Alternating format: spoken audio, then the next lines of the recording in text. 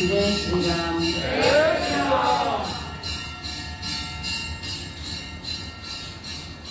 इस हॉल की ऊर्जा बढ़ाने में रजनी बहन का जो योगदान है उसके लिए भी एक बार जोरदार ताली।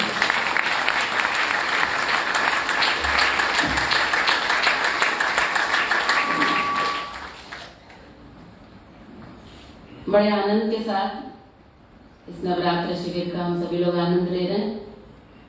मुझे लगता है कि सभी के मन में ये भाव होगा कि ये शिविर ऐसा ही चलता रहे। मुझे नहीं लगता है कि किसी को भी घर की याद आ रही होगी। आ रही है क्या किसी को? क्या किसी को इस बात का इंतजार है कि सूप जल्दी से जल्दी कब मिलेगा? क्या किसी को कमजोरी है? हाँ जी, चलते रहना है। बहुत बहुत आनंद के साथ इस शिविर में हम सभी लोगों ने भाग लिया और आज इस शिविर का ये अंतिम सत्र है। वैसे तो इस आश्रम के अंदर सत्संग का कभी अंतिम सत्र नहीं होता। प्रतिदिन हम लोग दोनों समय सत्संग यहाँ पर करते ही हैं और हमेशा करते रहेंगे। लेकिन आश्रम की रौनक आप सभी लोगों से है। आप सभी लोग समय समय पर आते हैं तो यहाँ का आनंद 1000 गुना बढ़ जाता है। तो आइए कुछ चर्चा चलते चलते की जाए। सर्वप्रथम परमपिता परमेश्वर का स्मरण करते हुए सद्गुरु चरणों में मेरा कोटि कोटि प्रणाम, कोटि कोटि वंदन। उपस्थित सभी ट्रस्टी मंडल, परमादरणीय शशि दीदी, रजनी बहन, सभी को मेरा सादर प्रणाम। आप सभी उपस्थित साधकों का बहुत बहुत हार्दिक अभिनंदन, हृदय से बहुत बहुत आभार। रामचरितमानस पर आधारित इस उपवास शिविर का जो चरम लक्ष्य है उसकी अनुभूति अभी हम लोग कर रहे थे और वो है राम की अनुभूति। इस उपवास शिविर का जो उद्देश्य है वो है राम का प्राकट्य। हमारे जीवन में ईश्वरीय गुणों का प्राकट्य हो, प्रभु श्री राम के गुणों का प्राकट्य हो, यह शिविर का उद्देश्य है, हमारी साधना का उद्देश्य है।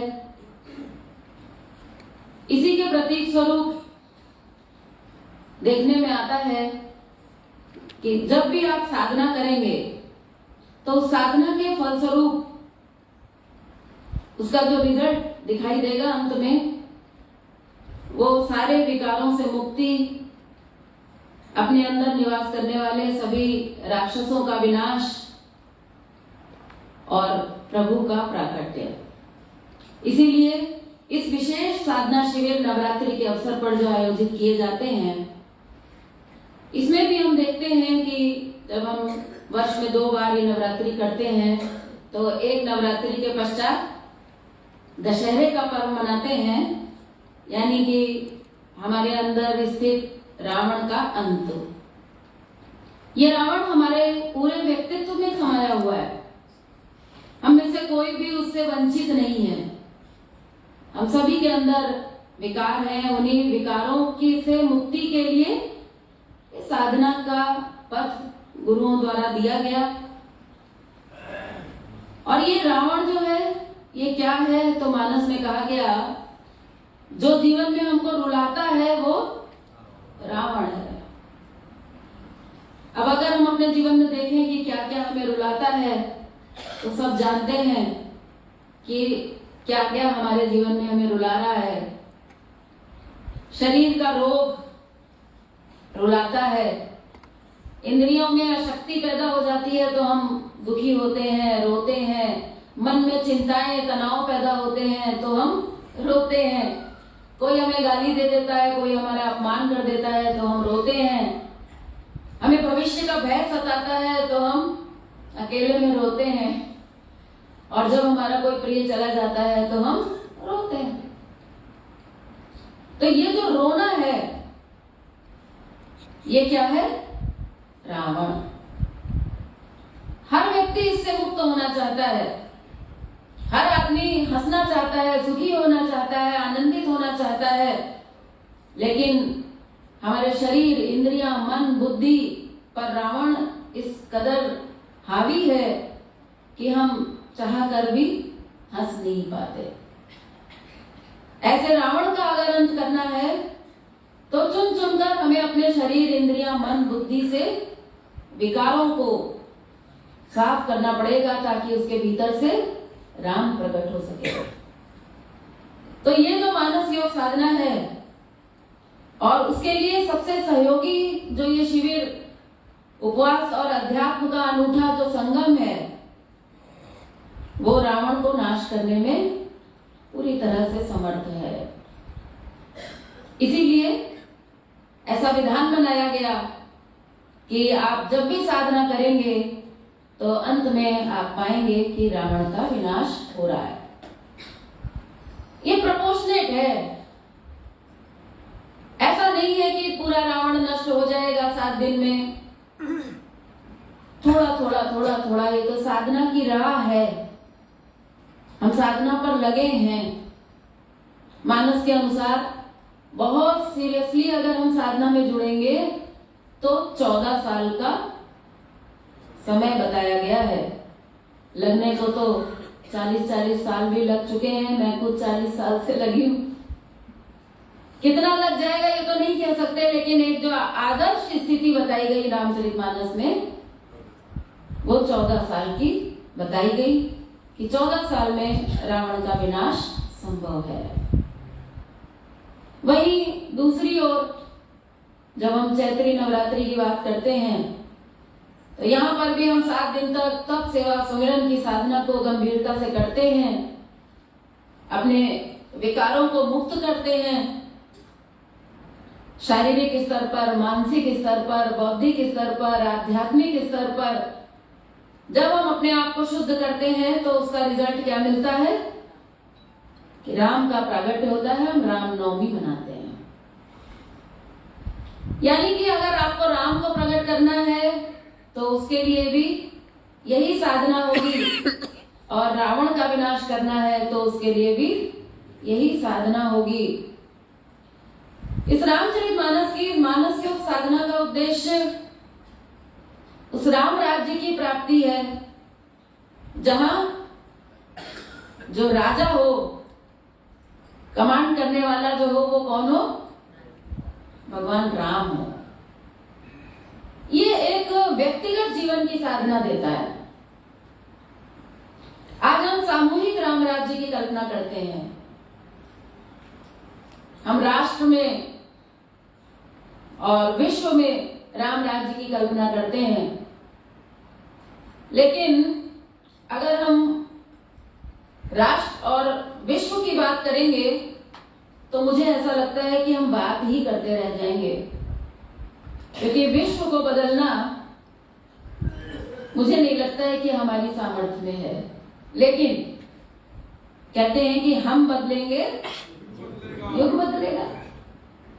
हम सोचेंगे कि युग को तो हम बदल दें, देश को हम बदल दें, लेकिन हम वैसे ही रहेंगे।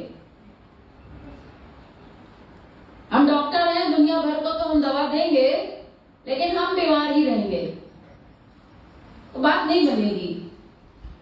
इसलिए अपने व्यक्तिगत जीवन में हमें राम राज्य लाना होगा। अगर हमारे जीवन में राम राज्य आ जाएगा, राम का प्राकट्य हो जाएगा, राम का शासन अगर हो जाएगा, तो दूसरा बिना उपदेश के प्रभावित हो जाएगा। फूल की महक, गुलाब कभी कहता नहीं है कि मुझ में महक है। लोग अपने आप गुलाब के पास आकर्षित होते हैं उसकी खुशबू लेने के लिए। आज हम सब साधक इस बात का प्रमाण हैं कि आज जब हम साधना में लगे, हमारे जीवन में परिवर्तन आए, उपलब्धियां हुई, लोगों ने हमें देखा कि अरे ये ऐसे थे, अभी ऐसे हो गए, इतना परिवर्तन। ये तो हमेशा रोगी रहा करते थे, ये तो जरा जरा सी बात पर ऐसे हो जाया करते थे, आज इनके अंदर इतना परिवर्तन। तो आप मुझे बताइए, क्या वो जुड़े बिना, क्या वो प्रभावित हुए बिना रह सकता है क्या? क्या वो आपसे नहीं पूछेगा कि ऐसा कैसे हुआ? क्या आपको जाकर कहने की जरूरत पड़ेगी? लेकिन आज हम लोग अपनी साधना में कमजोर रहते हैं और हम घर में बच्चों को, पति को, पत्नी को उपदेश देते हैं कि आप ऐसे कर लो, आप ऐसे कर लो, तो वो कहते हैं आप जो कर रहे हो वो कर लो, हमें दिखाई दे रहा है कि आप कहाँ हो। प्रभाव नहीं पड़ता। इसीलिए योगी जी महाराज ने कहा कि एक जलता हुआ दीपक 1000 बुझे हुए दीपक जला सकता है, लेकिन एक बुझा हुआ दीपक एक भी दीपक जला नहीं सकता। इसलिए राम राज्य की जब हम बात करेंगे तो हम इसकी शुरुआत अपने व्यक्तिगत जीवन से करें। अपने आप को हम सुधारने की, अपने आप को हम शुद्ध करने की, अपने भीतर से हम राम को प्रकट करने का प्रयास करें। पूरा रामचरितमानस की जो भी कथा है, इसके अंदर जो भी छिपे हुए सिद्धांत हैं और इसका जो भी प्रायोगिक पक्ष दिया गया है, वो केवल श्री राम इसका प्रतिपाद्य विषय है। उनका प्राकट्य ही इस रामचरितमानस का उद्देश्य है। लेकिन रामचरितमानस में कथानकों के माध्यम से ये दर्शाया गया कि प्रभु श्री राम के समय में भी लोग इस साधना की गहराई को समझ नहीं पाए। उन्होंने समझा कि शायद राम के दर्शन से काम चल जाएगा, तो बहुत उन्होंने कामना की कि भाई भगवान कैसे हमको भगवान का दर्शन मिल जाए। आप सब जानते हैं कथा, दशरथ जी के पास कोई पुत्र नहीं था। पूर्व जन्म में उन्होंने बड़ी साधना की, मनु शत्रुपा के रूप में उन्होंने घोर तपस्याएं की और उस तपस्या का स्वरूप भी यही था, तप, सेवा और सुमिरन। उस तपस्या के फलस्वरूप उन्हें भगवान का दर्शन प्राप्त हुआ। लेकिन भगवान ने कहा कि केवल इससे पूरा नहीं होगा, तुम्हें एक जन्म और लेना पड़ेगा जहां मैं तुमको दर्शन भी दूंगा और उसके प्राकट्य का मार्ग दिखाऊंगा। और तब भगवान ने मनु शत्रुपा के माध्यम से जन्म लिया। रामनवमी के रूप में हम लोग जिस पर्व को मनाते हैं, भगवान का जब प्राकट्य हुआ तो लोगों ने समझा कि बस अब तो हो गया, जीवन प्राप्ति हो गई, अब तो लक्ष्य की प्राप्ति हो गई। हम में से भी बहुत लोग ऐसा सोच रहे हैं कि अब तो रामलला स्थापित हो गए हैं, तो अब तो हमारा जीवन पूर्ण हो गया है, अयोध्या जाएंगे, दर्शन करेंगे, 1 महीना वहीं रहेंगे, क्योंकि अब तो मिल गया हमको जो हमें चाहिए था। ये तो अभी केवल शुरुआत है। भगवान राम का प्राकट्य हुआ, अयोध्या में बड़ा आनंद छा गया। इतना आनंद हुआ जिसकी कल्पना आप ऐसे कर लीजिए कि आपके घर में जब बेटा और पोता पैदा होता है तो क्या घर में आनंद होता है। ये एक सांसारिक जीव पैदा होने पर हमें कितना आनंद होता है, कितना झूमते हैं, नाचते हैं, कितना जश्न मनाते हैं। लेकिन वहां पर तो साक्षात ब्रह्म सगुण रूप में, राम के रूप में प्रकट हुआ था। तो आप उस आनंद की कल्पना तो कर ही सकते हैं कुछ ना कुछ, कि कितना आनंद वहां हुआ होगा और लोगों को यही लगा होगा कि बस हमारा जीवन तो धन्य हो गया, अब हमको अपने जीवन में कुछ भी प्राप्त करना शेष नहीं है। लेकिन रामचरितमानस में जो प्रमुख रूप से राम का गुण दिया गया है, वो कहा गया है राम सच्चिदानंद दिनेशा, नहीं तह मोह निशा लवलेशा। कहते हैं राम कौन है? तो राम कोई राजा दशरथ और माता कौशल्या के पुत्र नहीं है मात्र, वो तो है ही, उसमें तो कोई प्रमाण की आवश्यकता ही नहीं है, वो तो है ही। लेकिन राम का जो स्वरूप है वो क्या कहा गया? राम सच्चिदानंद दिनेशा, प्रकाश स्वरूप, सूर्य स्वरूप सच्चिदानंद है, स्वास्थ्य, शक्ति, आनंद और प्रेम का भंडार है। कैसे मालूम चलेगा कि ये राम का स्वरूप है? कहते हैं नहीं ता मोह निशा लवलेशा है। उनका अगर आपके जीवन में प्राकट्य होगा तो सारे मोह का अंधकार आपके भीतर से मिट जाएगा। उस दिन भी मैंने कहा था राम भगति मणि उर्बस जाके, दुख लवलेश न सपने ताके। ये राम का स्वरूप है, लेकिन अयोध्या वासियों को स्वरूप का ज्ञान नहीं था, साधना नहीं थी। ये तो उनका पूर्व जन्मों का सौभाग्य था कि अयोध्या में उनको जन्म मिला और भगवान राम उनके यहाँ पैदा हुए। वो भी पुण्य कुछ कम नहीं रहा होगा। भगवान का दर्शन प्राप्त करना भी कोई आसान काम नहीं है। आज हम मंदिरों में जाकर उनका दर्शन करते हैं तो अपने को बड़ा गौरव महसूस करते हैं, तो उनका भी कोई पुण्य कम नहीं रहा होगा। लेकिन ये अंत नहीं है, ये शुरुआत है। अयोध्या वासियों को दर्शन प्राप्त हुआ, बड़ा आनंद आया, बड़ा आनंद आया। लेकिन योगी जी महाराज कहते थे कि ये आनंद टिकने वाला नहीं है। अगर साक्षात राम का आनंद भी आपके जीवन में आ जाएगा तो भी ये टिकने वाला नहीं है। क्यों? क्योंकि ये तो बाहर आया है ना।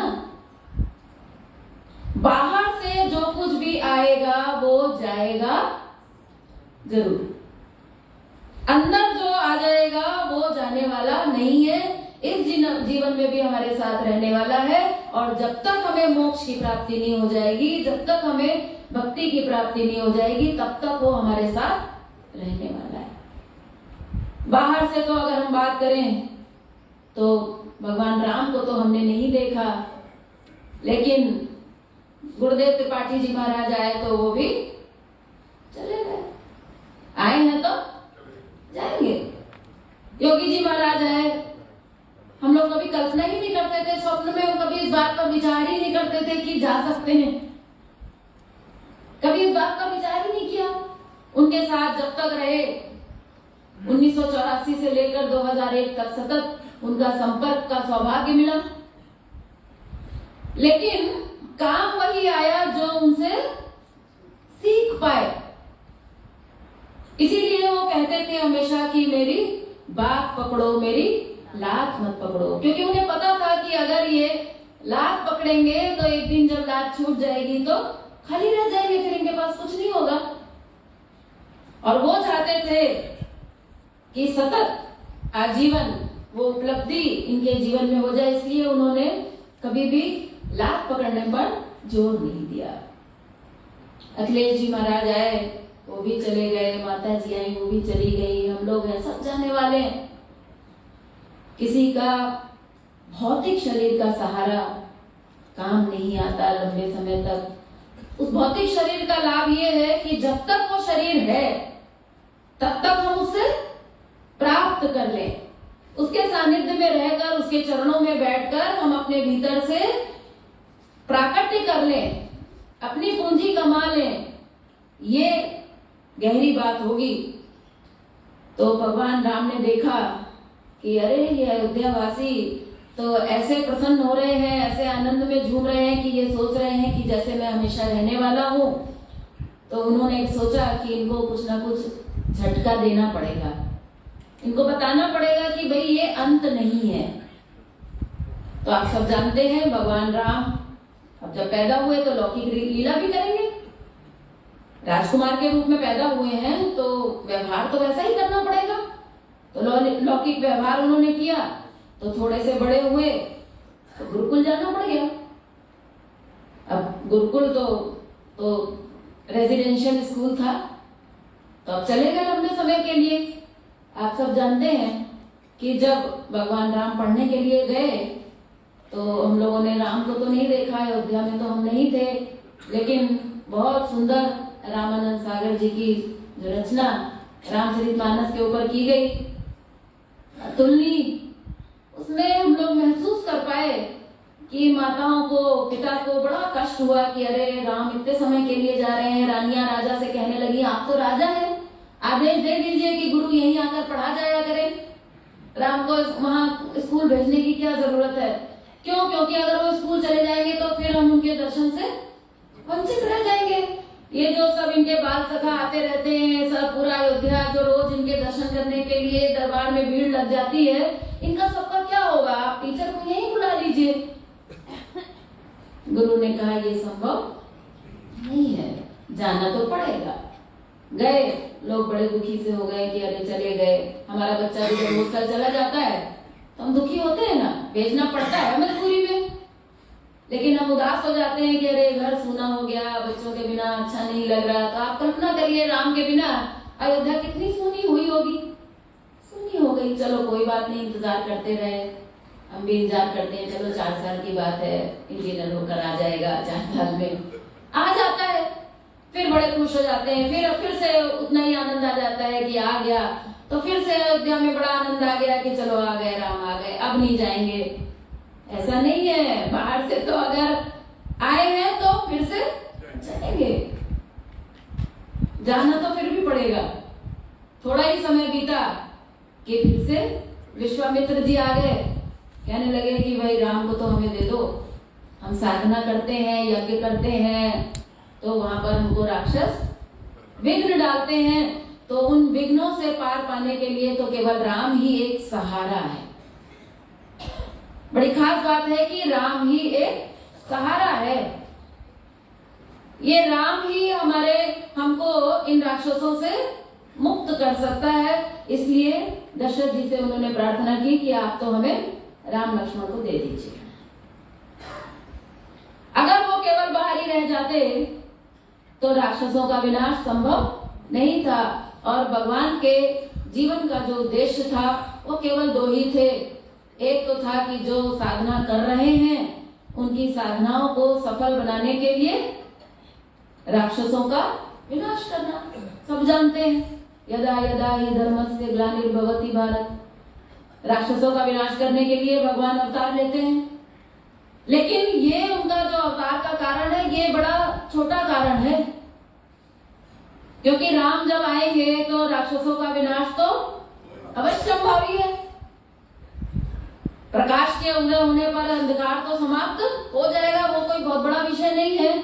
लेकिन असली जो भगवान राम का अवतार हुआ तो कहते हैं किस लिए हुआ, तो राम ही केवल प्रेम प्यारा, जान ले जो जानन हारा। भगवान राम का जो अवतार हुआ वो प्रमुख रूप से हुआ उन लोगों के लिए जिनके जीवन में अब कोई रावण था ही नहीं, जिन्होंने अपनी साधना को पूर्ण कर लिया था। ऐसे भगवान के दिव्य अनेकों हजारों प्रेमी भक्त, उन भक्तों को प्रेम रस का आस्वादन देने के लिए भगवान ने अवतार लिया था। रामचरितमानस में कहते हैं, बड़ा इसका दिव्य ये पक्ष है कि भगवान राम के सब कुछ दे सकते हैं। भगवान सब कुछ दे सकता है, केवल एक ही चीज नहीं दे सकता। भगवान सब कुछ दे सकता है, लेकिन एक चीज वो भी चाहता है और वो है प्रेम। बाकी सब कुछ वो देने के लिए आता है, लेकिन प्रेम वो लेने के लिए आता है अपने उन भक्तों से जिन्होंने अपने आप को पूर्ण रूप से प्रभु के चरणों में समर्पित कर दिया, जिनके दिमाग में केवल भगवान का सहारा है, बाहरी किसी चीज का सहारा नहीं है। बाहरी किसी भी वस्तु, व्यक्ति, परिस्थिति, किसी भी चीज का सहारा नहीं है दिमाग में। सहारा केवल एकमात्र प्रभु का है, और जिसके दिल में केवल और केवल भगवान का प्रेम है, ऐसे भक्तों से आनंद प्राप्त करने के लिए, उनसे प्रेम रस का आस्वादन करने के लिए भगवान अवतार लेता है। इसीलिए कहा गया कि राम ही केवल प्रेम प्यारा। तो वहां आए थे राक्षसों का विनाश करने, लेकिन यहाँ आते हैं प्रेम रस का आस्वादन स्वयं करने के लिए, क्योंकि वैकुंठ में उनको सब कुछ मिलता है, लेकिन प्रेम का अभाव रहता है। प्रेम के लिए तो उन्हें आना पड़ता है, इसलिए भगवान अवतार लेकर आए थे। तो उन्होंने कहा कि भाई यहाँ अयोध्या में मैं बंधकर कोई राजा बनने के लिए नहीं आया, तो चल दिए जंगल की ओर विश्वामित्र जी के साथ। वहां पर बहुत कथा आती है, आप सब जानते हैं, अभी उसके विस्तार में नहीं जाना है। वहां पर अनेक राक्षसों का उन्होंने विनाश किया, मुनियों की साधनाओं को सफल बनाया। इधर अयोध्या में लोग उदास थे, दुखी थे कि राम जी के बिना कितना सूना लग रहा है। लक्ष्मण जी साथ में चले गए तो और भी कष्ट हो गया उन्हें कि लक्ष्मण जी भी गए हुए। चलो कोई बात नहीं, इंतजार तो बहुत लंबा हुआ, लेकिन उसके बाद जो समाचार मिला, उस समाचार ने सारे इंतजार को परम आनंद में परिवर्तित कर दिया। क्योंकि आप सब जानते हैं कि वहां से विश्वामित्र जी के साथ भगवान राम और लक्ष्मण कहाँ चले गए थे? जनकपुरी। जनकपुरी वहां पर पहुंचे और स्वयंवर हुआ सीता जी का, सीता जी से मिलना हुआ और फिर विवाह तय हुआ, वहां का सारा प्रसंग हुआ। अयोध्या में खबर आई कि भाई राम जी का विवाह सुनिश्चित हो गया है। पढ़ाई लिखाई हो गई, काम हो गया, इंटर्नशिप भी हो गई विश्वामित्र जी के साथ। फिर अब सब काम हो गया तो अब क्या बचा? विवाह होना चाहिए। विवाह की खबर आई तो सब भूल गए वियोग का दुख, जितने वियोग के दुख से दुखी थे वो सब भूल गए। बोले बस अब ये लास्ट है, बस अब तो राम जी की शादी हो जाएगी तो अब तो अयोध्या में बस आनंद ही आनंद बरसेगा। कितनी धूमधाम हुई, कितना आनंद हुआ, कितना मौज मस्ती हुई, सब जानते हैं।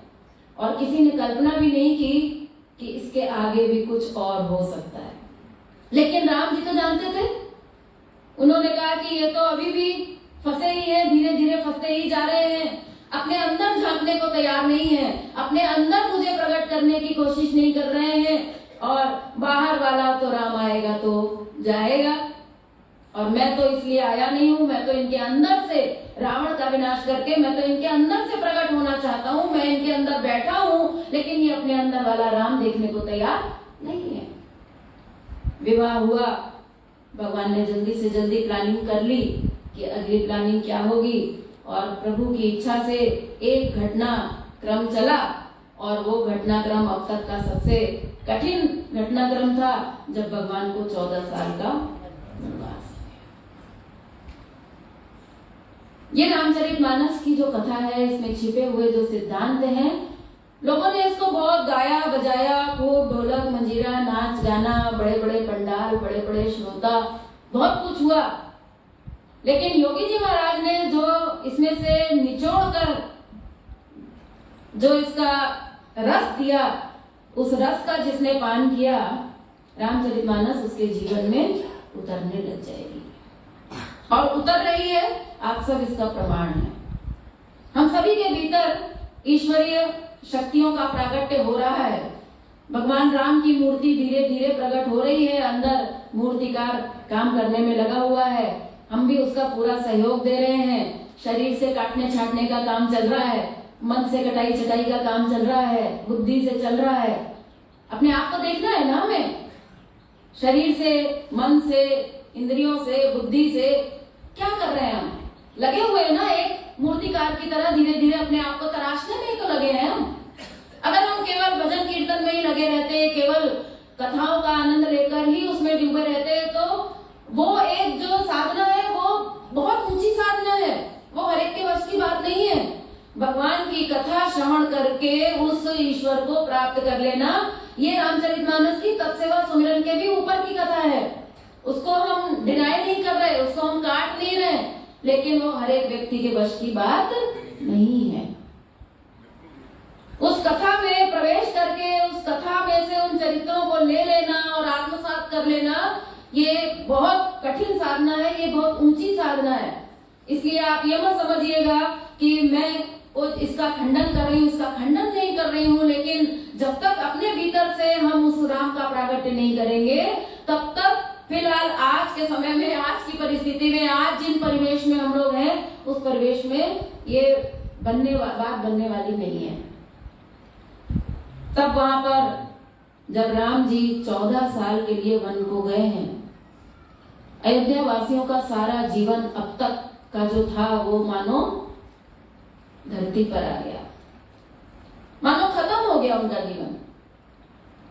बड़ा ही मार्मिक वर्णन रामचरितमानस में किया गया है, और कहा गया है कि भगवान को जब 14 साल का वनवास हुआ, साथ में लक्ष्मण जी, साथ में सीता जी, अकल्पनीय है, लेकिन एक बहुत बड़ा लेसन देता है। सामाजिक स्तर पर अगर हम बात करें तो बहुत बड़ा लेसन देता है। आज हम लोग अपनी छोटी छोटी सी परिस्थितियों के लिए अपने पूरे जीवन को खोकर बैठ जाते हैं कि हमारी परिस्थिति तो ऐसी है, हम भला कैसे हंस सकते हैं, हमारे जीवन में तो अब कोई संभावना नहीं है, हमें तो ऐसी बीमारी हो गई है कि अब तो हमारा मरना निश्चित है, हमें तो अब ये हो गया है, हमारी तो पता नहीं क्या क्या हम होते हैं। पारिवारिक क्लेशों में अगर हम लोग झांकने की कोशिश करें तो हम कितना एक दूसरे पर दोषारोपण करते हैं, कितना हम दुखी रहते हैं। हालांकि हमारी जो भी परिस्थितियां आज हैं, उन परिस्थितियों में कहीं ना कहीं हम भी दोषी हैं। ऐसा नहीं है कि हमारा कोई दोष नहीं है, लेकिन वहां तो सुई की नोक बराबर भी कोई दोष नहीं था ना। राम जी का कोई दोष था क्या? उनको तो 14 साल का वनवास मिला। स्वप्न में भी कोई दोष था क्या? मंथरा ने जो कैकेयी को इतना बढ़ चढ़ कर पढ़ा दिया कि भाई ये राम तो बहुत षड्यंत्र कर रहे हैं, कौशल्या तो बहुत षड्यंत्र कर रही है, तुम्हें पता नहीं है।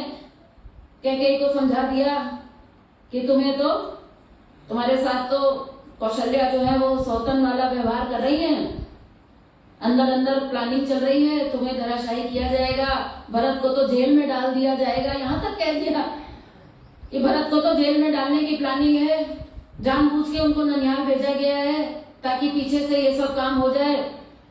आखिरी मौका है, अभी समझ जाओ वरना सब हाथ से निकल जाएगा। ये है हमारी सोच, ये है हमारी संगत का प्रभाव, ये है हमारे दुर्विचारों का प्रभाव जो हमें अपने रोजमर्रा की जिंदगी में प्रभावित करता रहता है। निगेटिव विचारों में हम ताना बाना अपना बुनते रहते हैं और उसी में हम झूलते रहते हैं और अपने आप को और नीचे ले जाते रहते हैं। और कैकेयी ने वही किया। योगी जी महाराज कहते थे, मानस में लिखा है, को न कुसंगत पाए न साई। इसलिए किसी की संगत के माध्यम से, अपने ही गलत विचारों के माध्यम से जब भी आपका पतन होने का विचार आपके अंदर आए तो उस विचार को हमें जान से मार देना चाहिए। कल वीडियो में देखा होगा। इसके साथ समझौता मत करिए, ये आपके ऊपर अगर हावी हो गया तो हमारे पूरे जीवन का सर्वनाश कर देगा। कैकेयी के ऊपर, कैकेयी भी कोई साधारण स्त्री तो थी नहीं।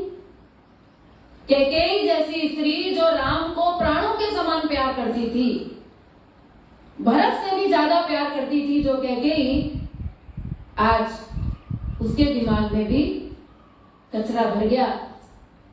लोग कहते हैं कि अरे नहीं, कैकेयी तो बहुत महान थी, ये तो राम की प्रेरणा से हुआ, ये तो राम चाहते थे इसलिए हुआ। ये बात सही है, लेकिन मेरा ऐसा मानना है कि कैकेयी की इतनी मंथरा की इतनी हिम्मत नहीं थी कि वो जाके कौशल्या को ये बात कह सकती। आपको लगता है कि मंथरा कितना भी कुछ भी कर लेती, जो घटना कैकेयी के साथ घटी है क्या वो कौशल्या के साथ घटित हो सकती थी? नहीं हो सकती थी। राम की लाख इच्छा होती तो भी राम जी को हारना पड़ता, कौशल्या जी की मति हार नहीं पाती शायद, ऐसा मुझे लगता है। महाराज जी कहते थे कि जहां गड्ढा होता है पानी वहीं पड़ता है। कहीं ना कहीं कैकेयी के अंदर सूक्ष्म सबकॉन्शियस माइंड में कहीं ना कहीं ये विचार का बीज जरूर दबा रहा होगा कि काश मेरा बेटा राजा बने, वो भी तो योग्य है, वो भी तो समर्थ है। कहीं ना कहीं बीज रहा जरूर होगा। तो जहां कमजोरी होती है भगवान उसे इंस्ट्रूमेंट बना लेता है।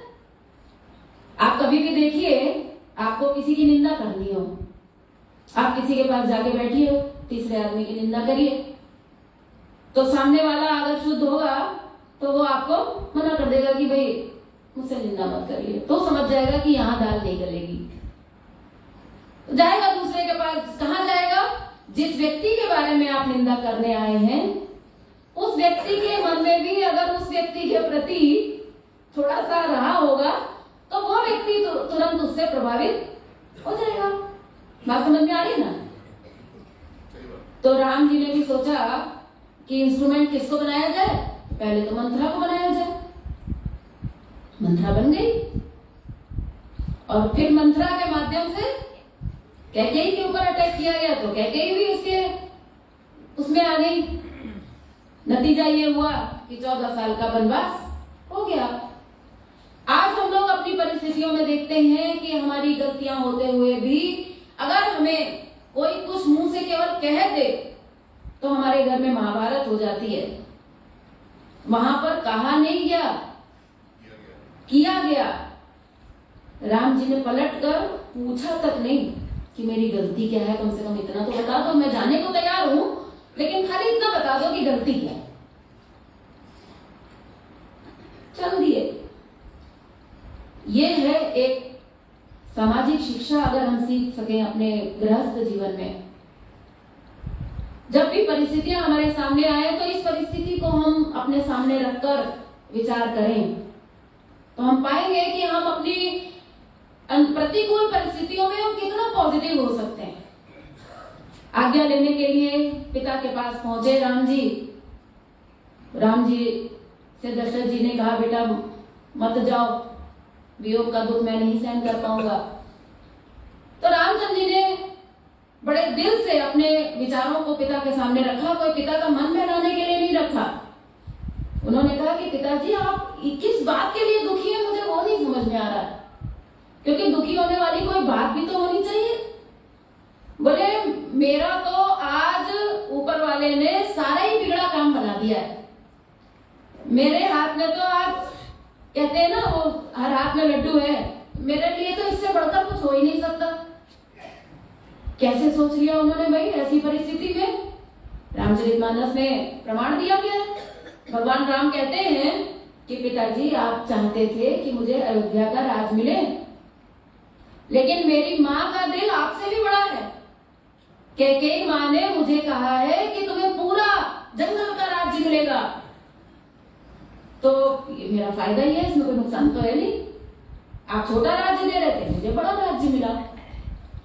बोले दूसरी बात ये कि जब से आपने मुझसे कहा था कि तुम्हें राजा बनाने की प्लानिंग है, तब से मेरा मन बड़ा उदास था।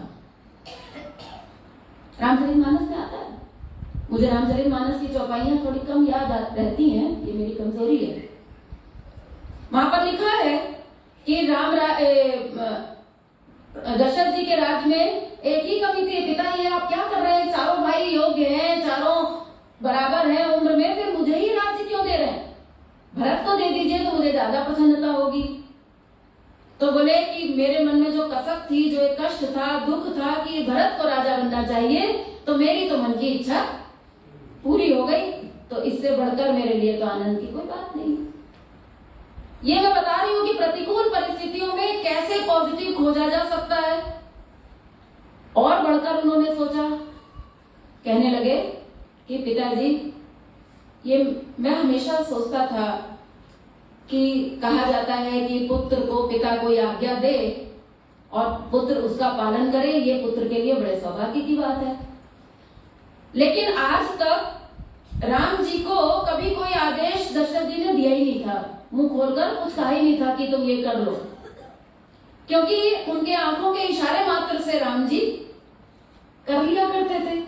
उनके मन की बात जानकर, उनके कहने से पहले, उनके सोचने मात्र से वो काम हो जाया करता था। तो बोले आज पिताजी पहली बार तो मुझे कुछ आदेश मिला है, जबकि सच्चाई ये है कि दशरथ जी ने मुंह खोलकर आदेश आज तक दिया नहीं। आदेशात्मक स्वर में एक बार भी कहा नहीं कि हाँ तुम्हें तो जाना ही है। राम जी ने मान लिया, कैकेयी के कहने मात्र से राम जी ने उसको पिता की आज्ञा मान लिया और उसका पालन भी कर लिया। तो बोले आज मुझे ये सौभाग्य पिताजी मिला है, ये सौभाग्य मुझसे मत छीनिए। और आगे बढ़कर बोले कि आप तो मुझे यहाँ गद्दी पर बैठाना चाहते थे, यहाँ गद्दी पर बैठने के बाद, राजा बनने के बाद क्या मुझे कभी सत्संग का मौका मिलता, साधु संतों का सत्संग करने का मुझे अवसर मिलता? एक राजा को कहाँ राजनीति से फुर्सत नहीं मिलती है, तो कहाँ वो बेचारा सत्संग कर पाता है, उसको नहीं उतना समय मिल पाता। बोले अब तो बस बड़े बड़े साधु संतों से मुझे सत्संग का लाभ मिलेगा, मुझे अपने जीवन का लाभ मिल जाएगा, इसलिए पिताजी आप बिल्कुल शोक मत करिए और मुझे वन को जाने दीजिए। इस तरह से भगवान जब निकले तो अयोध्या में हाहाकार जो मचा वो बहुत ही भयानक था। यहां तक लिख दिया, चरम सीमा यहां तक हो सकती है कि वहां पर ऐसा लिखा है कि अयोध्या वासी एक दूसरे को भूत दिखाई दे रहे थे। ये शब्द आया भूत। भूत कौन होता है? जिसके अंदर से आत्मा निकल जाए उसको भूत कहा जाता है। तो योगी जी महाराज कहते थे कि सबका राम चला गया, भगवान चला गया, सबकी आत्मा निकल गई सबके अंदर से। जो उनके जीवन का आधार जो वो मान के बैठे थे, वो आधार उनका निकल गया। तो जब अंदर की आत्मा निकल गई, प्राणों का आधार निकल गया, तो जो बच गया वो क्या था? भूत। केवल शरीर बचा और सब एक दूसरे को भूत की तरह देखने लग गए। इससे ज्यादा कल्पना और क्या की जा सकती है? अत्यंत कठिन स्थिति। लेकिन राम तो जानते थे कि कड़वी पुड़िया तो देनी पड़ेगी, क्योंकि अगर ये पुड़िया नहीं दी गई तो आगे ज्यादा नुकसान, बीमारी बढ़ सकती है। आए हैं ये सब इतने दिव्य लोग हैं जो आप वहां पर थे, जिनको भगवान का दर्शन प्राप्त था, कितने दिव्य लोग थे। तो भगवान नहीं चाहते थे कि इनका ये जन्म व्यर्थ जाए। वो चाहते थे कि इस जन्म में तो इनका बेड़ा पार हो जाए, और वो बेड़ा पार बिना साधना के होना संभव नहीं था। इसलिए भगवान 14 साल चल दिए। पूरी अयोध्या उनके साथ चलने को तैयार हो गई। हम भी चलेंगे, हम भी चलेंगे। चल देते। लक्ष्मण जी भी तो जा ही रहे थे, सीता जी भी तो जा ही रही थी, चल देते। वन में कोई रहने की, खाने की तो कमी थी नहीं। लेकिन भगवान तो घबरा गए, बोले अरे ये तो सारा गड़बड़ हो रहा है खेल, ये सब चल देंगे तो बात तो वहीं की वहीं रह जाएगी। तब उन्होंने अयोध्या वासियों को धोखा देकर छोड़ दिया बीच रास्ते में, और धोखा देकर आगे चले गए। और वहां जब ये गए और फिर भरत जी जब राम जी के खड़ाऊ लेकर वापस आए, और फिर अयोध्या वासियों ने साधना की। सुन रहे हैं आप लोग चर्चा, डॉक्टर साहब भी आपसे चर्चा करते रहते हैं। भरत जी के संरक्षण में अब इनकी साधना शुरू हुई। अभी तक तो ये केवल मौज मस्ती में थे, अब गहरी साधना शुरू हुई। राम दरस लगी लोग सब, करत नेम उपवास, तज तज भूषण भोग सुख, जियत अवध की आस। पूरी रामचरितमानस का ये मक्खन है, ये चौपाई। राम दरस लगी लोग सब, बच्चे बूढ़े जवान बीमार सब। करत नेम जो है ये रामचरितमानस में ध्यान के लिए आया है। नियम पूर्वक, अभ्यास पूर्वक अपने अंदर उस प्रभु के प्रगट के लिए अंदर से जोड़ना। ध्यान किया, ध्यान की साधना में बैठे, अंदर से राम को प्रकट करने का अभ्यास किया। उपवास, बोले अब राम को प्रकट करने के लिए उपवास क्यों कराया भाई भरत जी ने? योगी जी महाराज बड़ी सुंदर बात कहा करते थे। वो कहते थे कि अगर अयोध्या वासी 14 साल तक मौज करते, खाते, सोते, आराम करते, चलो कोई बात नहीं, थोड़ा दुखी भी रहते, रामचंद्र जी चले गए, धीरे धीरे तो दुख कम हो ही जाता ना। हमारा कोई मर जाता है तो धीरे धीरे फिर सब आ जाते हैं नॉर्मल रूटीन में। ये तो कुछ ही लोग ऐसे होते हैं जो जिंदगी भर रोते रहते हैं, वरना तो ईश्वर ने ऐसा बना दिया है कि कितना भी कोई चला जाए कुछ समय बाद धीरे धीरे देखो सब जीना आ जाता है। गुरु जी गए थे जब अखिलेश जी महाराज, तो हम लोग को तो ऐसा लगा कि अब तो कैसे जीना ही कैसे होगा, जीना ही कल्पना के परे हो रहा था। धीरे धीरे हो गया, ये ईश्वर ने बनाया है, जीना सीख गए। तो वहां पर भी धीरे धीरे लोग सीख जाते। तो अगर वो अयोध्यावासी खाते और सोते, कोई साधना न करते, तो क्या राम 14 साल बाद नहीं आते? हमको तो आना ही पड़ता। अयोध्या वासियों के लिए भले ही ना आते, लेकिन भरत के लिए तो उनको आना ही पड़ता। तो उनका तो आना निश्चित था, घड़ी निश्चित थी कि इस दिन उनको आना ही है, क्योंकि भरत जी ने उनसे कहा था कि अगर आपने एक घड़ी की भी अगर देर की तो प्रभु 14 साल के बाद एक घड़ी भी मैं सहन नहीं कर पाऊंगा और मैं अपने प्राणों का त्याग कर दूंगा। तो राम जी बड़े भयभीत थे कि कहीं एक सेकंड की भी मुझे देरी ना हो जाए। तो राम का आना तो निश्चित था। अच्छा, अगर ये बहुत साधना कर लेते, मान लो और ज्यादा साधना कर लेते, जो अभी कर रहे थे उससे भी ज्यादा कर लेते, तो क्या राम 14 साल से पहले आ जाते? क्या एक घड़ी पहले आ सकते थे? क्या एक घड़ी भी पहले आ जाते तो उनका संकल्प अधूरा रह जाता। राम को तो आना था, निश्चित समय पर आना था, लेकिन फिर भी लोग साधना कर रहे हैं, और वो भी उपवास। उपवास की क्या जरूरत है? करत नेम उपवास, तज तज भूषण भोग सुख। जो कुछ भी उनके पास आभूषण थे, भोग की वस्तुएं थी, खाना था, पहनना था, जो कुछ भी उनके पास था, तजी तजी। केवल एक बार तजी शब्द नहीं आया कि छोड़ दिया उन्होंने सब, वैरागी हो गए, त्यागी हो गए, महिलाओं ने गहने उतार दिए कि पुरुषों ने बिजनेस करना बंद कर दिया, ऐसा नहीं हुआ। तजी तजी, तजी तजी का मतलब है कि जब आया तब तजा, जब आया तब तजा, यानी कि वितरण की साधना। तजी तजी भूषण भोग सुख, लेकिन जियत अवधि की आस। भरत जी ने उन्हें बता दिया था कि देखो ये 14 साल राम के प्रागट्य की साधना है, जियत अवधि की आस। उस 14 साल की आस में कि राम आएंगे, राम प्रकट होंगे, उसकी ये साधना करवाएगी। उधर भगवान राम जंगल में पहुंचे तो वहां पर भी भगवान अपने भक्तों को सुख देते हुए, कितनों का उद्धार करते हुए, केवट जैसे भक्त से मिलते हुए, शबरी जैसी भक्ति से मिलते हुए, कितने भक्त, कोई ज्ञान मार्गी, कोई भक्ति मार्गी, एक से प्रेमी, कोल भीलों का प्रसंग रामचरितमानस में आता है जो बड़ा ही दिव्य है, सभी साधकों को पढ़ना चाहिए। तब सेवा सुमिरन किताब में भी बड़ा अच्छे से उसका लास्ट चैप्टर जो है समर्पण, सर्वभावेन समर्पण, उसको पढ़िए आप लोग।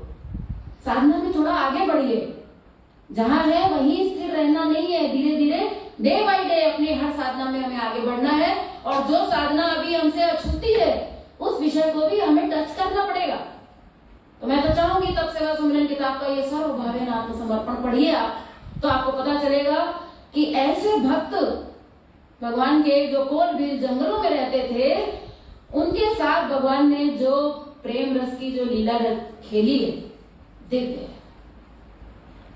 जैसी लीला भगवान कृष्ण ने गोपियों के साथ खेली, वैसी लीला भगवान ने यहाँ कोल भीलों के साथ खेली। वो मर्यादा पुरुषोत्तम थे राम जी, तो उन्होंने मर्यादा में रहकर खेली, और भगवान कृष्ण ने मर्यादा से ऊपर खेली। लेकिन ये प्रेम तत्व रामचरितमानस का चरम लक्ष्य है। कोल भीलों का भगवान के प्रति जो प्रेम था, तो कथा आती है, अभी मैं कथा में नहीं जा रही हूँ, लेकिन कथा आती है कि सबको भगवान से कुछ ना कुछ चाहिए था।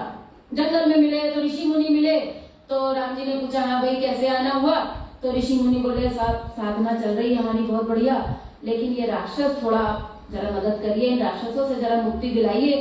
क्यों दिलाइए? तो बोले ताकि हमारी साधना अच्छी तरह चलती रहे। ऋषि मुनियों को पता ही नहीं है कि साधना का फल क्या है। वो समझ रहे हैं कि जिंदगी भर हमें साधना ही करनी है, तो कह रहे हैं कि आप मिल रहे हैं तो आपके मिलने का फल हमें ये चाहिए कि हमारी साधना चलती रहे। अरे भाई, राम जी अगर प्रकट हो जाए, राम जी अगर मिल जाए, अगर हमें उनसे कुछ मांगना होगा तो हम उनसे साधना का फल मांगेंगे ना, कि साधना मांगेंगे। तो कहते हैं रामचरितमानस में शबरी को जब भगवान ने दर्शन दिए तो कहते हैं कि राम दर्शन क्या है भाई? राम दर्शन योग सब करत अनेक उपवास। शबरी को जब भगवान ने उपदेश दिया, मम दर्शन फल परम अनुपा, कहते हैं मेरे दर्शन का फल है। अब मुनियों को फल का पता ही नहीं है। कहते हैं भगवान राम अपने मुख से शबरी से कहते हैं, मम दर्शन फल परम अनुपा, जीव पाव निज सहज स्वरूप। अगर मेरा दर्शन मिला है तो उस दर्शन का फल भी कुछ होना चाहिए। और वो फल ये नहीं है कि राम जी का दर्शन मिल गया, वो फल ये नहीं है कि अब हमारी साधना बढ़िया चल रही है। राम जी आए थे हमारे घर, तो वो हमको अब ठीक से सब बता गए कि ध्यान कैसे करना है, सेवा कैसे करनी है, उपवास कैसे करना है, और अब हम बहुत अच्छी साधना कर रहे हैं। अरे राम के मिलने के बाद भी वही पकड़ के रखना है क्या? बोले नहीं, जीव को अपना सहज स्वरूप प्राप्त हो जाए, यानी कि वो सच्चिदानंद स्वरूप राम, सच्चिदानंद दिनेशा। बाहर से राम अगर प्रकट हुआ तो उसका लाभ ये होना चाहिए कि अंदर से वो प्रकट हो जाए, अंदर से मिल जाए, अंदर वाला पकड़ में आ जाए, और वो हमारे पूरे व्यक्तित्व में दिखाई देने लग जाए, उसका प्रभाव दिखाई देने लग जाए। तो वहां ऋषियों ने कहा कि उनको पता ही नहीं था कि भगवान प्रेम भी दे सकते हैं, तो उन्होंने कहा साहब बस साधना हो जाए हमारी, वही ठीक है। बड़े बड़े देवता आए, आसमान से उतर कर आए, इंद्र आए, पता नहीं कौन कौन से देवता आए, भगवान का दर्शन जंगल में करने के लिए। तो भगवान जी ने कहा जी आप आए हैं, बताइए आपकी क्या सेवा की जाए। तो बोले साहब आप आए हैं जंगल में, आप तो हमारी वजह से ही आए हैं, तो आप एक काम करिए, राक्षसों का विनाश करिए, ताकि ये स्वर्ग में हर समय हमको डिस्टर्ब करते रहते हैं। हम चाहते हैं कि स्वर्ग में बैठकर हम खूब सुख भोगें, खूब नृत्य देखें, खूब आनंद मनाएं, लेकिन ये आ जाते हैं राक्षस लोग, तो हमें हमेशा इनका डर बना रहता है कि पता नहीं कब रावण अटैक कर देगा, कि पता नहीं कब हमारा कोई सिंहासन हिला देगा, पता नहीं कोई हमारा ये इंद्रासन छीन ना ले। तो हम इस वजह से बहुत टेंशन में रहते हैं, इस वजह से हम आनंद नहीं मना पा रहे हैं। तो अब आप आ गए तो आप इनका नाश कर दीजिए, ताकि हम अनंत काल तक सुख भोगते हैं। आज हमारे सामने भी अगर भगवान आ जाए तो हम यही कहेंगे साहब बीमारी दूर कर दीजिए, थोड़ा सा जरा बेटे का देख लीजिए, उसकी थोड़ा नौकरी वगैरह लग जाए, बढ़िया बहू आ जाए, बस प्रभु तो इतना कर दीजिए तो जिंदगी आराम से, प्यार से, खुशी से, मौज से कट जाएगी। ये है क्या नाम का फल?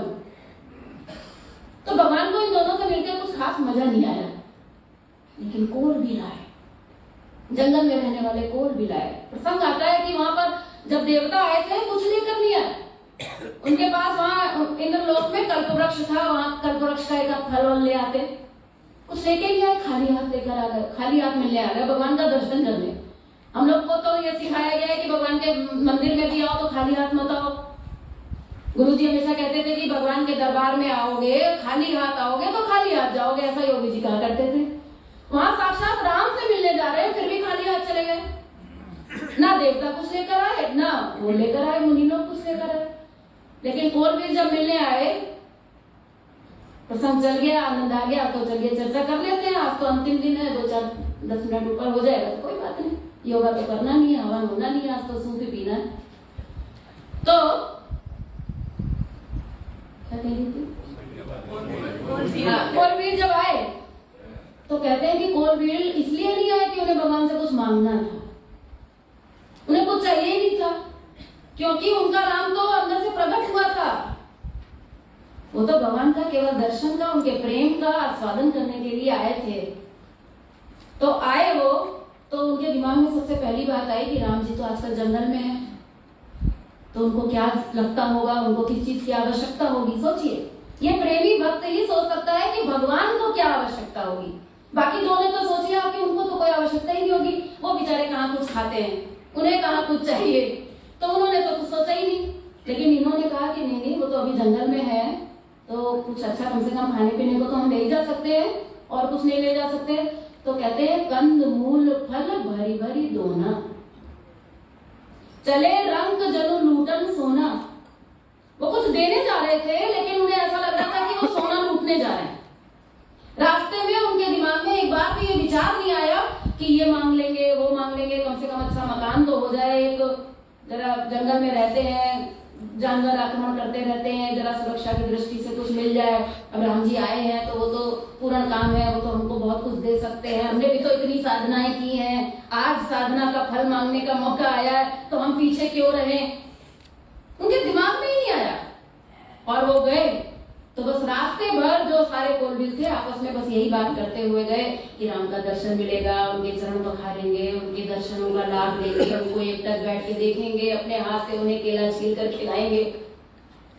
दोनों का अंतर समझ में आता है ना कि प्रेम है। तो वहां पर बहुत सुंदर बात आती है।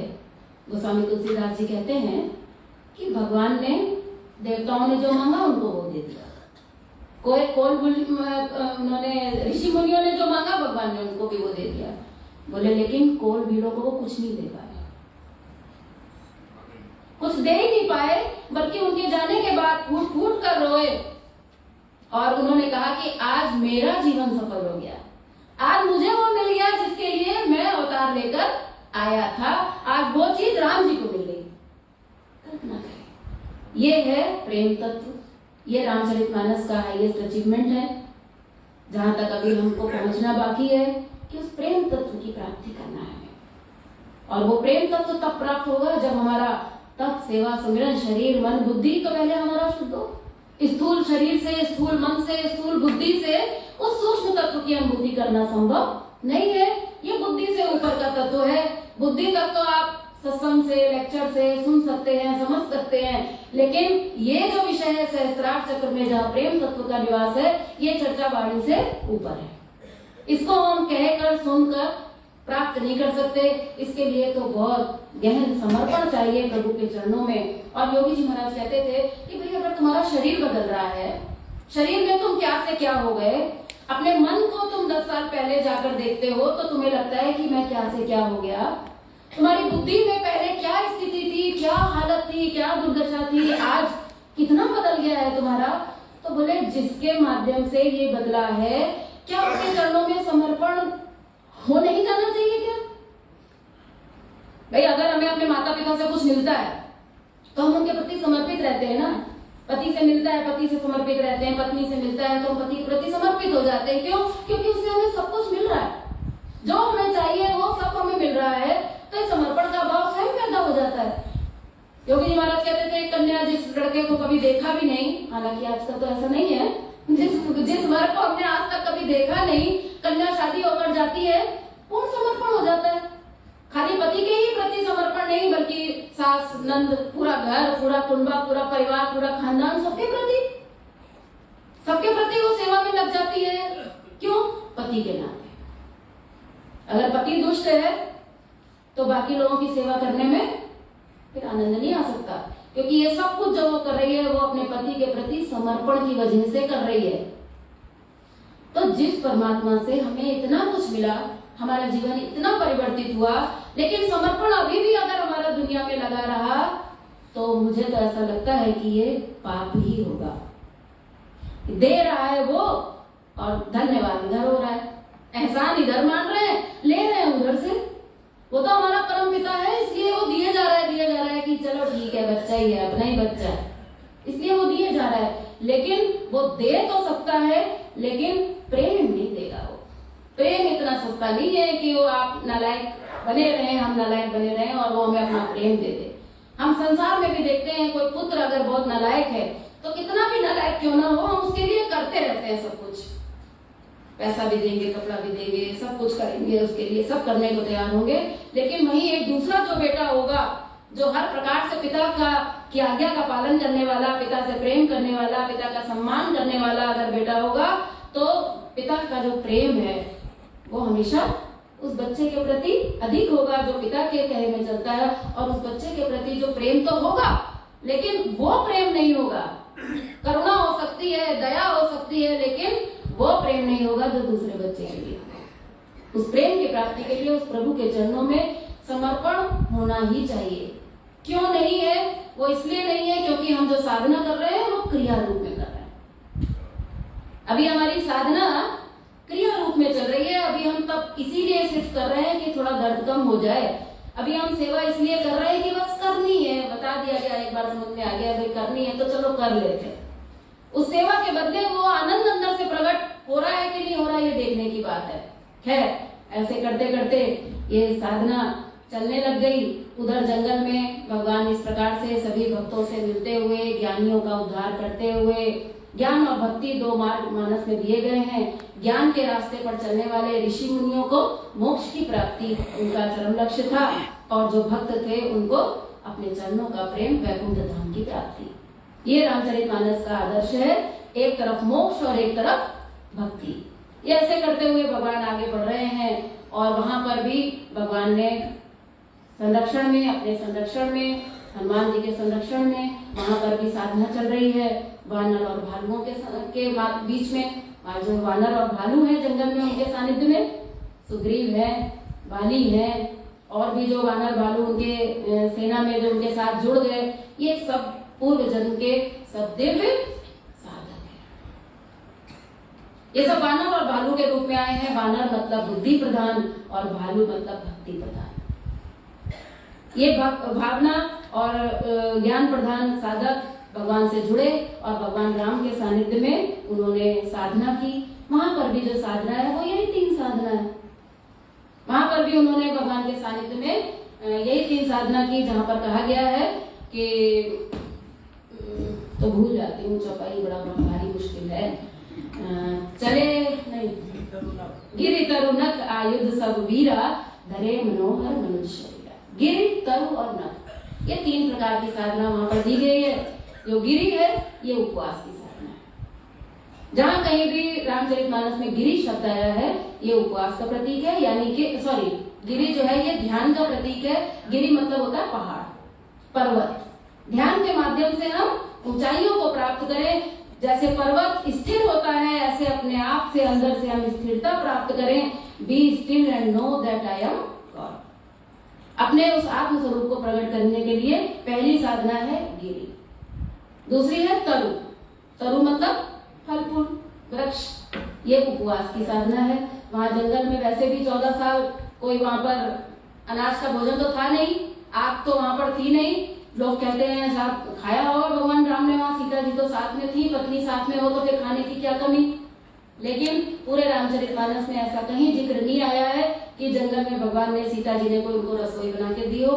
सीता जी लक्ष्मण जी वन से लकड़ियां लाते थे, जरूर फूल चुनकर लाते थे, लकड़ियां लाते थे, इसलिए नहीं कि घर में चूल्हा जलेगा, इसलिए लाते थे कि यज्ञ होगा।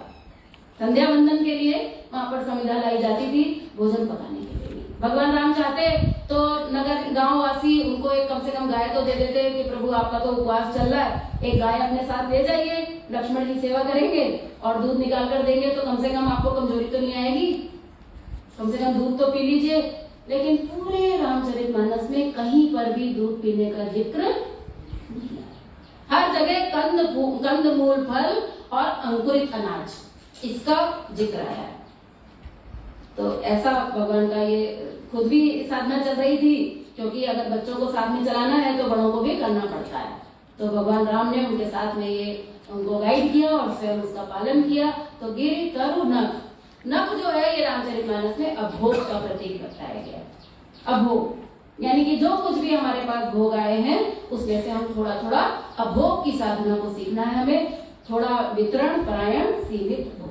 जो कुछ भी हमारे पास भोग की वस्तुएं हैं, खाना है, पैसा है, वस्त्र है, आभूषण है, समय है, उसमें से हमें थोड़ा थोड़ा भोग करना है और थोड़ा थोड़ा निकालना है। तेन तत्तेन गुंजिता, तेन तत्तेन गुंजिता, भोग से पहले त्याग करना है। ये साधना वहां पर चल रही थी, जिसको कथा रूप में ऐसे दिया गया कि रावण का अंत करने के लिए बंदर भालू क्या करते थे, गिरि, पहाड़ों को उखाड़ उखाड़ कर रावण पर अटैक करते थे। रावण पर अगर अटैक करना है तो किससे होगा, ध्यान की साधना से। बड़े बड़े उनके नाखून थे, उससे वो राक्षसों का मर्दन करते थे। यानी कि अगर आपको राक्षसों का मर्दन करना है तो चुन चुन कर आप इस नाखूनों का प्रयोग करिए, अभोग का प्रयोग करिए, इस साधना का प्रयोग करिए और उन राक्षसों का विनाश करिए।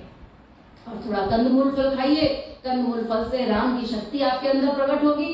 राम जी तो वहां साथ में थे ही, लेकिन हमारे साथ अगर राम जी साक्षात नहीं है तो राम की शक्ति को जागृत करना है हमें तरु की साधना करके, उपवास की साधना करके। तो जो अयोध्यावासी वहां साधना कर रहे थे वही साधना यहाँ पर भी चल रही थी। ऐसे करते करते अंत में राक्षसों का विनाश हुआ। छोटे राक्षस, बड़े राक्षस, एक एक करके सबसे अंत में रावण का विनाश हुआ। और जो रावण है ये मोह का प्रतीक है, इसके अंदर में ही सारे राक्षस हैं। जब तक हमारे दिमाग में अंधकार नहीं होगा तब तक रावण हमारे अंदर सर नहीं उठा सकता, क्योंकि ये जो मोह है ये बाकी सारे मोह सकल व्याधिन कर मूला, जितनी व्याधियां हैं, जितने ये राक्षस है, उन सबकी जो जड़ है वो कौन है, मोह। दिमाग में हमने गलत जान रखा है, ये मोह है, गलत दिखाई दे रहा है, गलत समझ में आ रहा है, सही मान नहीं पा रहे, गलत सही जान नहीं पा रहे, यही सबसे बड़ा मोह है। ये राक्षस का स्वरूप रावण है। अंत में भगवान राम ने उसका अंत किया और ये अंत भगवान राम के लिए भी काफी भारी पड़ा, आसान नहीं था। भगवान ने लीला करके दिखाई है कि ये रावण इतनी आसानी से मरने वाला है नहीं। इसको मारने के लिए बहुत कठिन साधना चाहिए, बहुत कठिन साधना चाहिए। तो एक बार को तो भगवान को भी पसीने छूट गए। सभी जो बंदर भालू थे जो कहते थे कि अरे राम जी हमारे साथ में, हमें किस बात की समस्या है, अभी हम रावण का अभी पहले ही दिन अंत कर देते हैं, बताओ कहाँ है रावण। तो चढ़ गए लंका के ऊपर, बोले अंदर से उसको पकड़ के ले आते। तो चढ़ गए ऊपर, बड़े जोश जोश में चढ़ तो गए, लेकिन जब रावण ने हुंकार भरी तो ये सब ऊपर से नीचे गिर गए, डर गए। अरे हमने तो सोचा ही नहीं था कि ये ऐसा होगा। भागकर रामचंद्र जी के पीछे आकर छो गए कि प्रभु हमसे नहीं होगा। ऐसे ही हम जब साधना में जुड़ते हैं हमें लगता है अरे अब तो पता चल गया, अब तो हमें कोई भी बीमारी हो जाए तब की साधना उपवास से सब कुछ ठीक हो जाता है, कर लेंगे, क्या दिक्कत है। ठीक है, सेवा भी हमको समझ में आ गई, सुमिरन भी समझ में आ गया, अब तो हम सब कुछ हैंडल खुद कर लेंगे। बोले अभी तुम्हारा जोश है, अच्छी बात है, जोश होना तो अच्छी बात है, लेकिन समझ लेना ये राक्षस इतनी आसानी से मरने वाले नहीं है। तो एक बार को तो ऐसा लगा कि कहीं राम जी की सेना हार ही ना जाए। विभीषण तो बेचारे घबरा गए। विभीषण कहने लगे कि प्रभु उसके पास तो सब कुछ है, आपके पास तो कुछ है ही नहीं। उसके पास तो अस्त्र शस्त्र और कवच और रथ और कितनी सिद्धियां, प्रभु उसके पास तो सब कुछ है, आपके तो बदन पे केवल एक धोती है, पैरों में जूते चप्पल तक नहीं है, युद्ध कैसे लड़ेंगे आप। तब भगवान ने उपदेश दिया विभीषण को, बड़ा सुंदर प्रसंग आता है, कभी रामचरितमानस उठाकर पढ़िएगा। भगवान ने विभीषण को आश्वासन दिया कि भाई मुझे ये सब चीज की जरूरत नहीं है। तब वहां पर बताया गया कि कौन कौन से अस्त्र शस्त्र एक साधक को विजय दिलाने के लिए पर्याप्त हैं। रावण वाले अस्त्र शस्त्र हमें नहीं चाहिए, रावण वाला पहनावा हमें नहीं चाहिए। हमें क्या पहनावा चाहिए, वहां मानस में आप अध्ययन करिएगा तो आपको मिलेगा। ऐसे करते करते धीरे धीरे जब स्थिति आई कि कहीं राम जी की सेना हार ना जाए, रावण तो मर ही नहीं रहा है, कितना बार बार मारते हैं, बार बार पैदा हो जाता है, कुंभकर्ण को बार बार मारते हैं, बार बार पैदा हो जाता है, क्या होगा। तो शिव जी कहते हैं, भगवान शिव कहते हैं, भय आतुर कपि भागन लागे, यद्यपि उमा जीत नहीं आगे। बोले कि सब अभी भाग तो रहे, घबरा तो गए, लेकिन अगर छोड़कर युद्ध स्थल को अगर अपने अपने घर ना भाग गए, राम जी की शरण में अगर टिक गए, तो बोले ये आगे जाकर जीतेंगे यही। लेकिन अगर भय आतुर अगर आप इतने हो गए कि नहीं साहब अब तो मुझसे साधना नहीं होगी, मैं तो जा रहा हूँ छोड़ के, बहुत साल कर ली, अब देखते हैं, कुछ और ढूंढते हैं, कुछ और सोचते हैं, कोई और रास्ता मिलेगा, तो बोले कि फिर तो हार निश्चित है। लेकिन अगर ये डटे रहे, राम जी के चरणों को छोड़कर नहीं गए, यानी कि अगर भगवान का सहारा अगर अंदर से बना रहा, तो कहते हैं ये आगे जाकर विजय तो यही होंगे, रावण की हार होगी। और वही हुआ, रावण का अंत हुआ, राम राज्य की स्थापना हुई, भगवान राम लौटकर आए, और जैसे ही भगवान का राज्य हुआ, रामचरितमानस का एंड हो गया। इसके आगे जो है रामचरितमानस का विषय नहीं, वाल्मीकि रामायण में तो बहुत कुछ दिया है, आगे का भी है बहुत कुछ, उसका भी बहुत सुंदर व्याख्या योगी जी महाराज करते थे कि क्यों सीता जी का परित्याग किया राम जी ने, और लंबी कथा है, उसमें तो अभी नहीं जाना है। लेकिन रामचरितमानस हमें यहीं पर एंड करने को कहती है। हमारे जीवन का यही चरम विकास है कि हम अपनी साधनाओं को पूरा करके अंदर से राम का प्रागट्य करें। अंदर से राम का प्रागट्य करेंगे तो बाहर से भी राम का हमारे जीवन पर आधिपत्य होगा, उनका ही राज्य होगा, और यही सही मायने में राम का प्रागट्य होगा। और उसी राम के प्रागट्य के लिए हम लोग ये शिविर लगा